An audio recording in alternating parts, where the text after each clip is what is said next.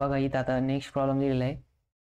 Find f of x of dash. ठीक आहे, म्हणजे f of x of dash दिलेलं आहे. If f of x equals to बघा आता सोल्युशन फंक्शन दिलेलं आहे f of x equals to 5x⁴ minus tan x plus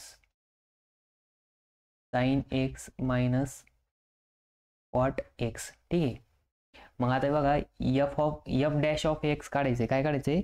F dash of x. Actually इथं प्रिंटिंग मिस्टेक झाली, हा डॅश इकडं पाहिजे होता. ठीक आहे, मी इथं करेक्ट करतो. हा जो डॅश आहे तो इथं पाहिजे. ठीक आहे, आणि इकडचा डॅश नाही पाहिजे. मग एफ डॅश ऑफ एक्स म्हणजे काय आहे की फर्स्ट डेरिव्हेटिव्ह. ठीक आहे, बघा तुम्हाला मी इथं लिहून देतो की एफ डॅश ऑफ एक्स असेल म्हणजे काय आहे की dy/dx फाइंड आउट करायचं किंवा derivative of that function with respect to त्याचं जे व्हेरिएबल दिलेलं असेल ते. आणि एफ डबल डॅश असेल, f double dash of x, मग इथं काय करायचं? दोनदा डिफरन्शिएट करायचं. एकदा dy/dx पुन्हा dy/dx of f of x. ठीक आहे, म्हणजे दोनदा डेरिव्हेटिव्ह घ्यावं लागेल याचा अर्थ. म्हणजे एकदा एक डॅश असेल तर एकदा डेरिव्हेटिव्ह घ्यायचा, दोन डॅश असेल तर दोन डेरिव्हेटिव्ह घ्यायची. मग इथं फंक्शन दिलेलं आहे आपल्याला 5x⁴ minus tan x plus sin x minus cot x. ठीक आहे, मग आता काय करायचं? डिफरन्शिएट करायचं. मग इथं लिहायचं differentiate with respect to x. मग इथं काय येणार? इथं काय येणार? d/dx ऑफ एफ ऑफ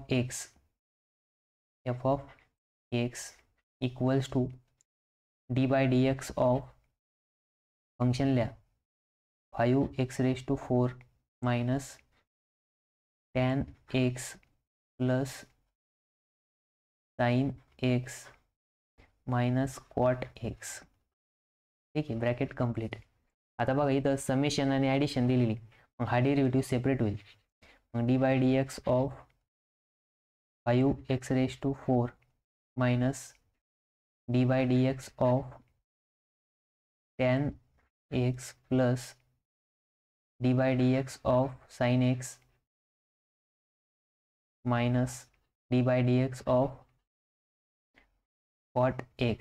ठीक आहे, मग इथं बघा ह्या बाजूला येणार आहे एफ डॅश ऑफ एक्स, कारण की एकदा एका फंक्शनचा जर डेरिव्हेटिव्ह घेतला तर फर्स्ट डेरिव्हेटिव्ह काय येणार आहे? F dash of x. ठीक आहे, मग इकडच्या बाजूला f dash of x equals to, आता बघा हा 5 तो कॉन्स्टंट आहे, मग बाहेर जाणार. म्हणजे इथं काय होणार? 5 इंटू आता x⁴ x⁴ काय येणार? 4 इंटू x⁴ मायनस 1. ठीक आहे, मायनस आता tan x चा डेरिव्हेटिव्ह काय येतो फॉर्म्युल्यामध्ये? बघा tan x चा जो डेरिव्हेटिव्ह आहे तो काय येतो? Sec square x. ठीक आहे, मग इथे येणार आहे sec square x plus sine x येतो कॉस एक्स मायनस आता कॉट एक्सचा डेरिव्हेटिव्ह काय येतो? Cosec square x. ठीक आहे, काय येतो? कोसेक स्क्वेअर एक्स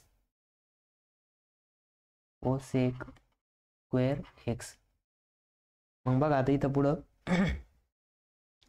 ह्याच्यानुसार काय होणार? मग बघा आता इथं काय होणार? F dash of x equals to, आता 5 चौक 20, हा 5 मध्ये मल्टिप्लाय होणार. 20x⁴ मायनस 1 काय येणार? 3 येणार. ठीक आहे, मायनस सेक स्क्वेअर एक्स, इथं काय येणार? Sec square x plus cos x minus cosec square x. ठीक आहे, कारण की कॉट एक्सचा डेरिव्हेटिव्ह काय आला? कोसेक स्क्वेअर एक्स आला. ठीक आहे, मग बघा हेच आपलं फायनल आन्सर आहे. ठीक आहे, तर फायनल आन्सर काय आलं? 20x⁴ minus sec square x plus cos x minus cosec square x. ठीक आहे, मग इथं बघा आपण कोणते कोणते फॉर्म्युले यूज केले? फॉर्म्युले इथं मी साईडला लिहितो. बघा पहिला फॉर्म्युला यूज केला d/dx ऑफ x⁴n, मग याचं येतं n इंटू x⁴n मायनस 1, नंतर दुसरा फॉर्म्युला यूज केला tan एक्सचा, मग d by d x of tan एक्सचं काय आहे सेक स्क्वेअर एक्स. नंतर तिसरा फॉर्म्युला होता d by d x of cot x, मग कॉट एक्सचं काय कोसेक स्क्वेअर एक्स. मग हे 3 फॉर्म्युले आपण इथे यूज केले आणि 3 फॉर्म्युले यूज करून आपल्याला फायनल आन्सर भेटलं. ठीक आहे.